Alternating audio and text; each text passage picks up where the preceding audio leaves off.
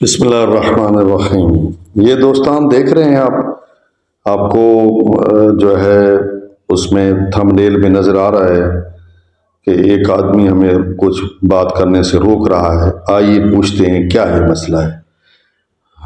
فرمایا حضور پاک صلی اللہ علیہ وسلم نے کہ جو شخص مومن ہے، اللہ اور قیامت کے دن پر ایمان رکھتا ہے، تو وہ دو باتیں کرے، تیسری نہ کرے۔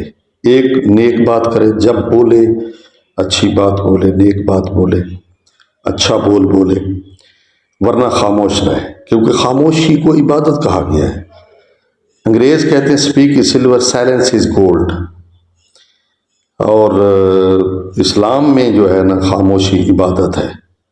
جب تک انسان خاموش رہتا ہے تو اس سے غلطیاں نہیں ہوتی، کوئی بیہودہ گفتگو نہیں کرتا، کیونکہ بیہودہ گفتگو بہت بڑا گناہ ہے۔